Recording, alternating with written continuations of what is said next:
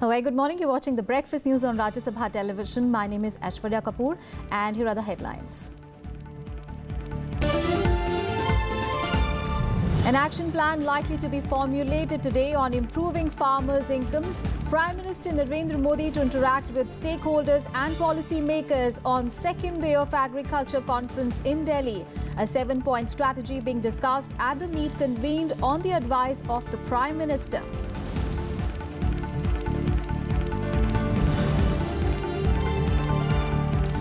Corporate Affairs Ministry directs a serious fraud investigation office to probe around 110 companies related to Nirav Modi and his business partner Mehul Choksi in the multi-crore PNB fraud case. CBI arrests 3 more officials of the state-owned bank. Banking stocks hit again.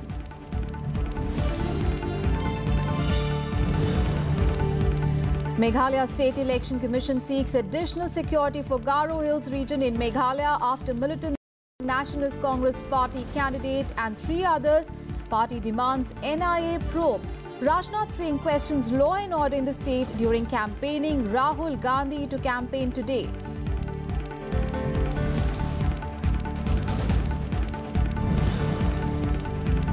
In Gujarat, BJP wins 47 out of 75 municipal bodies, almost the same as 5 years ago. Congress improves tally, wins 16. BJP president calls it proof of people's unbreakable faith in Prime Minister's good governance and pro-people policies.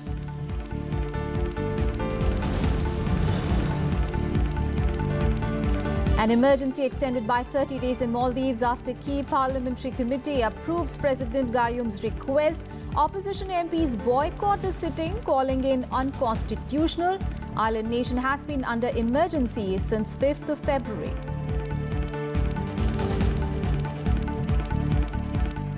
The top story this morning, Prime Minister Narendra Modi will interact with stakeholders and policy makers on the second day of Agriculture Conference in Delhi today. A 7-point strategy is being discussed by stakeholders and policy makers at the National Conference Agriculture 2022, doubling farmers' income. The 2-day conference seeks to identify various critical issues relating to agriculture and also find appropriate solutions to them. Agriculture experts met in Delhi for a 2-day national conference to consider ways to increase farmers' incomes. Union Minister Radha Mohan Singh said the government is keen to make agriculture policies and programs income-centric. गांव गरीब और किसान हमारी प्रतिबद्धता होगी। इस बार का भी बजट देखेंगे तो पिछले वर्ष की तुलना में उसको बढ़ाया गया है और प्रधानमंत्री जी ने 7 सूत्री कार्यक्रमों की घोषणा की थी किसानों की आमदनी बढ़ाने के लिए और तुरंत 2016 में एक कमेटी का भी गठन किया गया था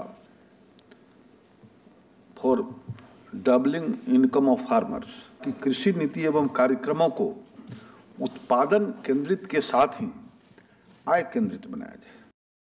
Scientists, economists and policymakers are expected to give reports on new initiatives for the farm sector, which will be presented to Prime Minister Narendra Modi.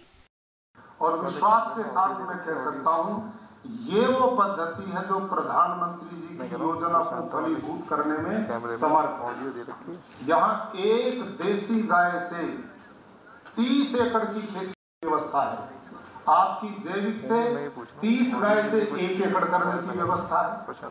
इतना बड़ा इन दोनों में मौलिक अंतर है और इस पद्धति के द्वारा किसान 0 बजट फार्मिंग और ये पद्धति मैं नहीं कर रहा है अकेला, दक्षिण भारत में 40 लाख किसान इसको करते हैं।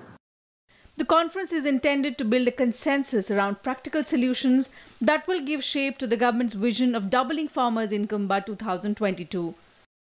और किसानों की आमदनी जो है वो अभी भी जो है वो शहर में जो लोग रहते हैं उनसे कहीं कम है और इसलिए किसान को मजबूर होना पड़ता है कि वो अपने परिवार के लोगों को, अपने बेटों को, बड़े भाइयों को के शहर में भेजे।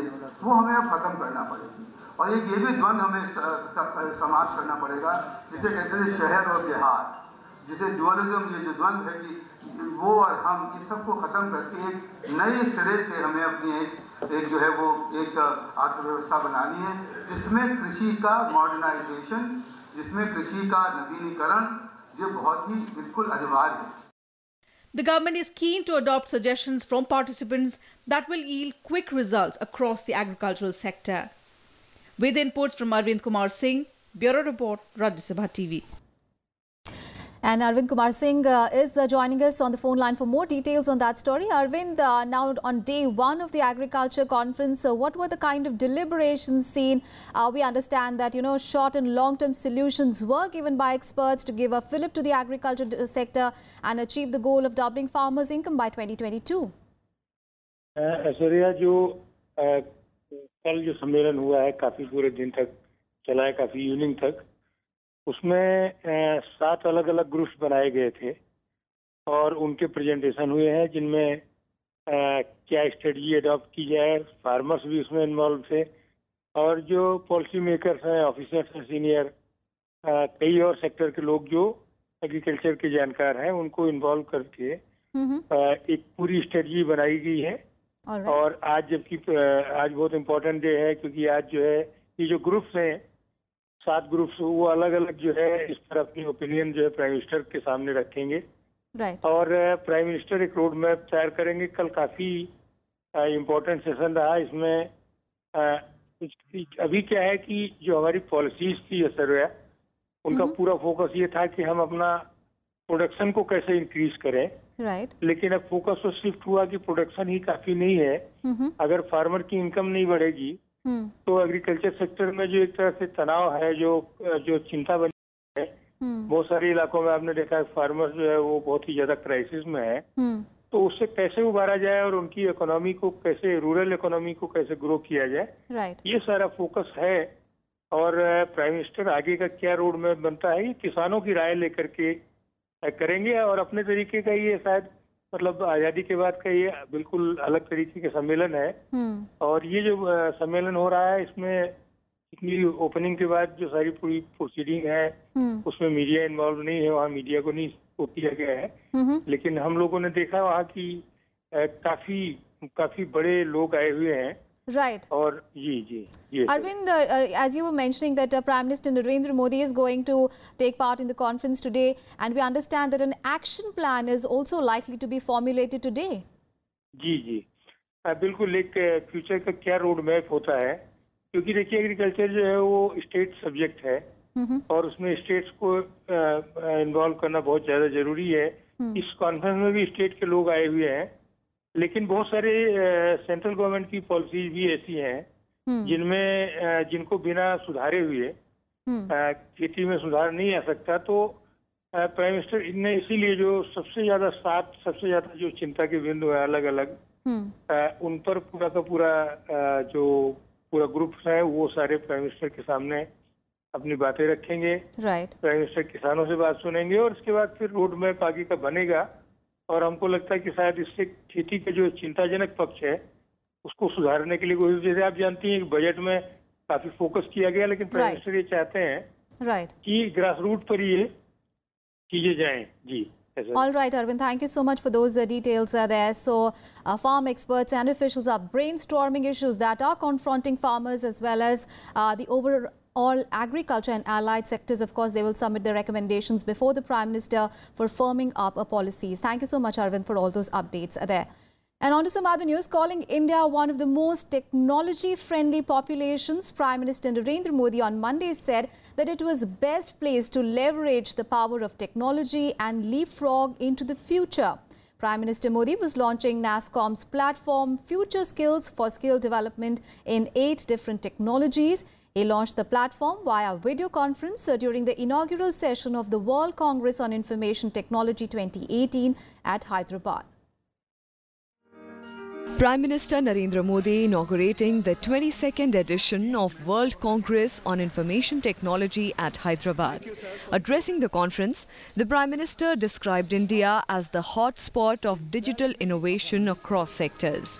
He said, Digital India is no longer just a government initiative, but a way of life. The Prime Minister pointed out that the technology today has transcended PowerPoint presentations and is now an inseparable part of people's lives.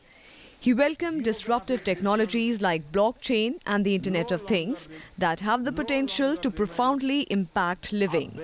Today, India is the hotspot of digital innovation across all the sectors. With over 1 lakh villages linked with optical fiber, 131 crore mobile phones, 120 crore Aadhaar, and 50 crore internet users, India is best placed to leverage the power of technology and leapfrog into the future, while ensuring empowerment of every citizen. Stating that Skill India is creating a new workspace, the Prime Minister said that to take digital literacy to each household, the government has initiated the Pradhan Mantri Rural Digital Literacy Mission to make 60 million adults digitally literate in rural India. 10 million people have already been trained. We stand today at the cusp of the 4th industrial revolution. Technology, if used well for public good, can deliver lasting prosperity to mankind and sustainable future for our planet.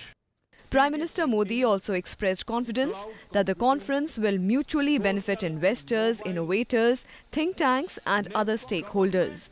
The 3-day event is being held in India for the first time in partnership with NASSCOM, WITSA and Telangana government.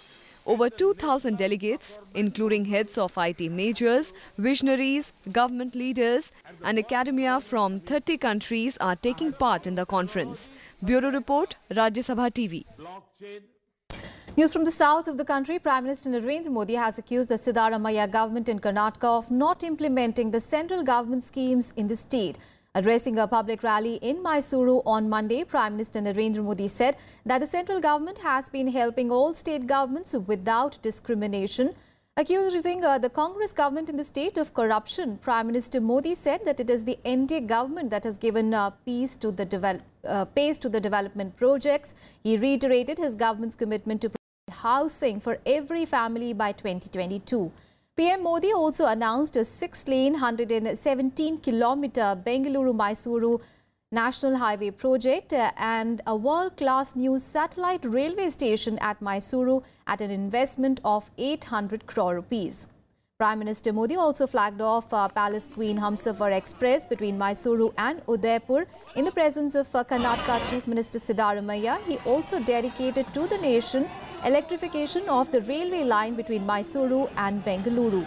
This is the second Karnataka visit of Prime Minister Modi in the last 15 days. कोई राज्य ऐसे नहीं कर सकता और उनको परवाह भी नहीं है कर्नाटक की जनता की, उनकी भावनाओं की परवाह नहीं। वे अपने तरीके से, अपने हिसाब से, अपने में ही खोए हुए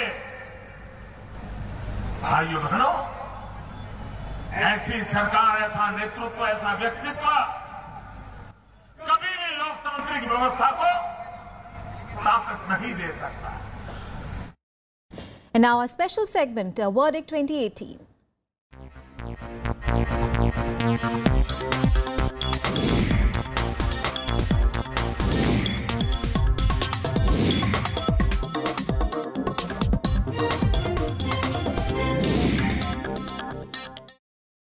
First news from Meghalaya, where polling to the Williamnagar Assembly seat has been postponed after the death of 4 people, including a Nationalist Congress Party candidate in a blast. Now, considering the tense atmosphere, the Meghalaya Election Office has sought 10 more companies of the Central Armed Police Forces for the troubled Garo Hills region after the untoward incident. The NCP also demanded that the probe of the killing of the Jonathan N. Sangma, its candidate for the Assembly polls, be handed over to the NIA.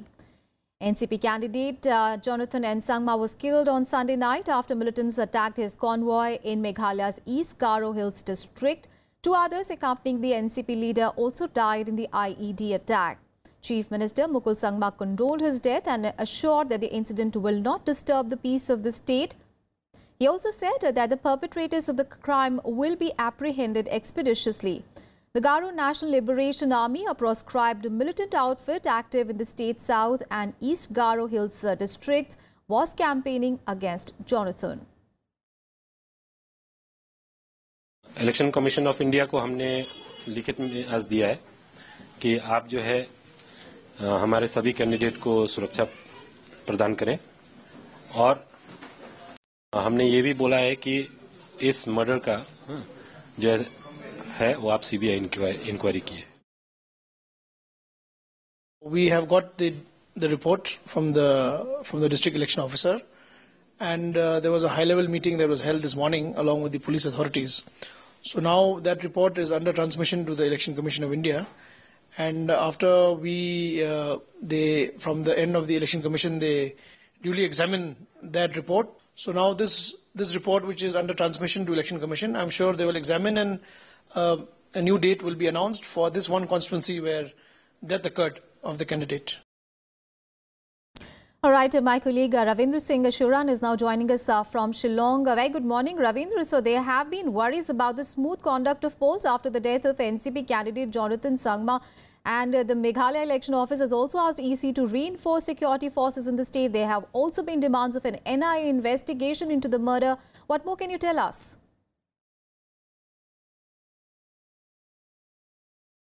Good morning, Aishwarya.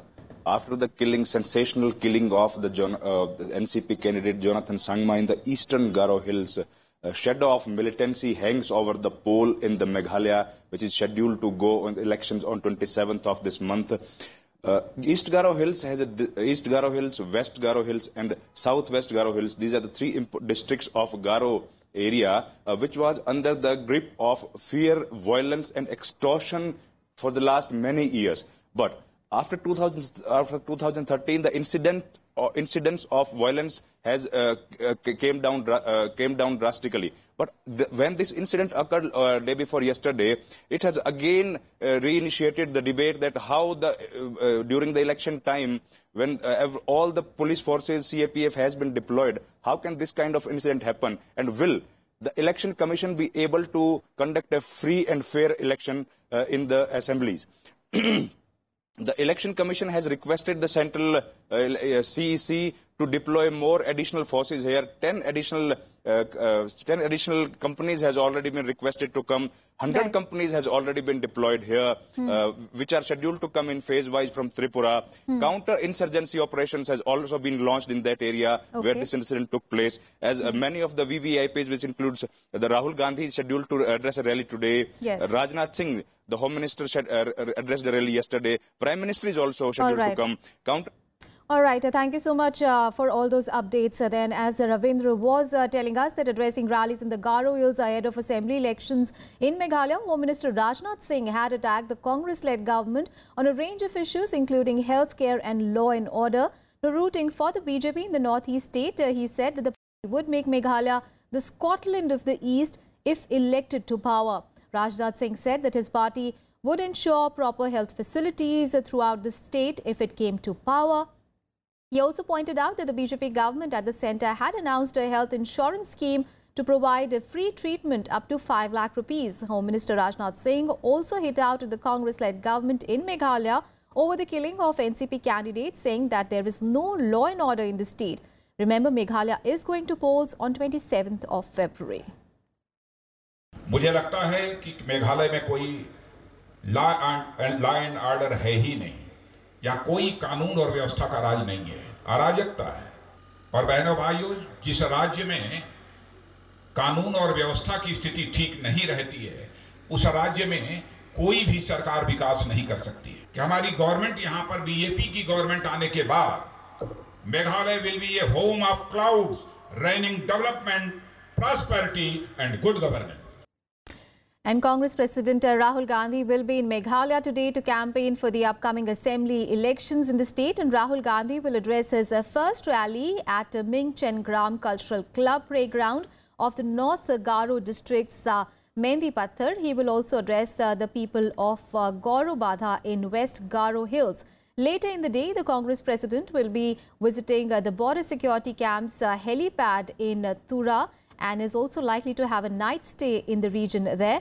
The Congress president will visit Shillong and Jowai on 21st of February. Remember, Meghalaya is going to polls on 27th of February.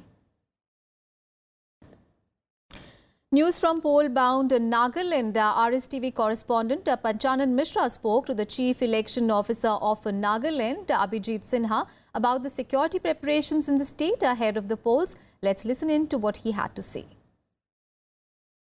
Sir, how many parties and candidates are contesting in this election? There are 9 parties in all who have fielded candidates in the elections, and altogether 195 candidates are in the fray. And out of these 195 candidates, 5 are women candidates. What arrangement Election Commission has made for this security purpose, especially in the Nagaland? More forces are required, so accordingly more forces were asked and they have been given also, and we have sent. And on the polling day, of course, we'll have a CAPF at every polling station, but even otherwise also in the run-up to the polling day, they are going to do a lot of area domination exercise. 77 companies already with us, they're doing it. And then we have the paramilitary of Assam Rifles also here, who are permanently stationed here. And they have also intensified their checking and patrolling all over the state. Previous election, we have witnessed that there was many news of the cash giving. So Election Commission has taken any regarding it?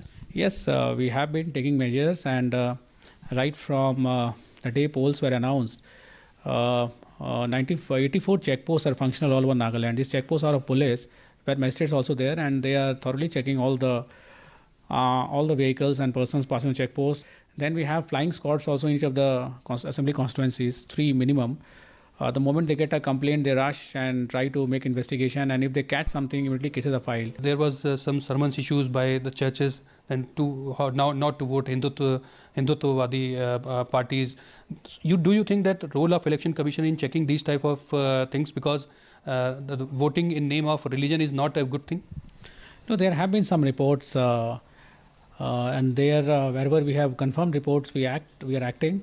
And definitely asking votes or asking somebody not to vote in the name of religion is incorrect and illegal also.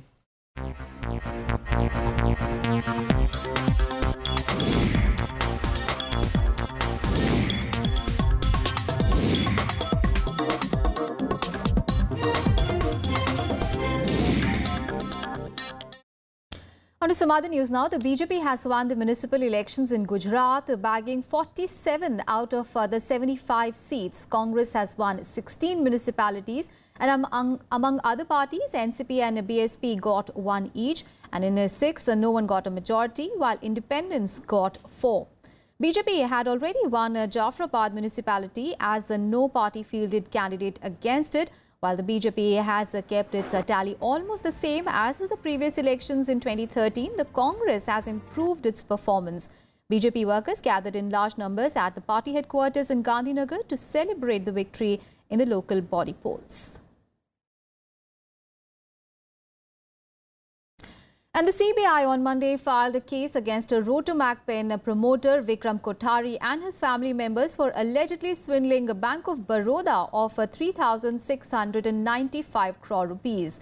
The scam was earlier estimated at around 800 crore rupees. Vikram Kothari is the director of Kanpur-based Rotomac Global Private Limited. Bank of Baroda has alleged that Kothari, his wife Sadhna Kothari and son Rahul Kothari, along with unidentified bank officials, had committed a loan fraud. The CBI searched 3 localities in Kanpur, including Kothari's residence and official premises as well. A CBI spokesperson said that Kothari, his wife and his son are being questioned, but they have not been arrested. The ED has also filed a money laundering case against Kothari and his family members. मैंने bank से loan जरूर लिया है और मैंने ये गलत है कि मैंने चुकता नहीं किया है। मेरा बैंक का एक NCLT के अंदर केस चल रहा है और उसके अंदर जो विवाद है उसमें निष्कर्ष पूरा निकलेगा। ऐसा कुछ नहीं है। And in the PNB fraud case, the CBI has arrested 3 more Punjab National Bank officials after intense grilling during the day in connection with over 11,000 crore rupee fraud involving jewellers Nirav Modi and Mehul Choksi. The Income Tax Department also attached 7 properties of Mehul Choksi and Gitanjali Group in Mumbai. The government ordered the Serious Fraud Investigation Office to probe around 110 companies and 10 limited liability partnerships related to Modi and Choksi. Meanwhile, Punjab National Bank said that it will honour all its bona fide commitments under the letters of undertaking and foreign letters of credit in connection with the banking fraud involving Nirav Modi and Mehul Choksi. The LOUs have been used to defraud PNB, the country's second largest bank. The Enforcement Directorate also searched the Mumbai residence of Nirav Modi as the raids continued for the 5th day. The Central Probe Agency also conducted searches at 34 other locations in various cities. I think unprecedented effort has been made by the government to follow up on this issue. The number of raids, the number of the follow-up action that has been taken has been very extraordinary, and the government is doing absolutely everything possible. And the Railway Ministry has relaxed the upper age limit of employing people in various categories. In a statement, the Railways had said that in the post for assistant loco pilots and loco pilot, the revised upper age limit for unreserved category has been fixed at 30 years, and for OBCs it has been revised to 33 years, while for SCs and STs the age relaxation has been fixed at 35 years. For the Group D exams for unreserved category, the upper age limit has been fixed at 30 years, and for OBCs the age limit has been revised to 36 years, while for SCs and STs the age relaxation has been also been fixed at 38 years. The Ministry has also decided that the questions in regional languages like Malayalam, Tamil, Kannada, Uriya, Telugu, Bengali and others will be available for candidates to take the exam. On to our top international story. The state of emergency in Maldives was on Monday extended by 30 days. This after a key parliamentary committee approved President Abdullah Yamin's request. Now, during a meeting of the National Security Committee of the People's Majlis, approval was given for the degree of the state of emergency that was submitted to Parliament by President Yamin. President Yamin had earlier on Monday approached his country's parliament seeking to extend the emergency in his nation by 30 days on the grounds that the threat to national security has not diminished and that the constitutional crisis has not been resolved.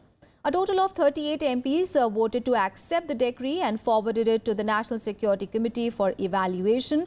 All the opposition MPs boycotted the sitting, alleging that it was held unconstitutionally. President Yamin had declared the emergency on 5th of February after the Supreme Court ordered the release of a group of opposition leaders. And under the emergency law then, Yamin had 2 Supreme Court judges arrested. Later, the remaining 3 judges annulled the order to release opposition leaders. And that's it from me and my team in this edition of News. Thanks so much for watching. Have a great day ahead.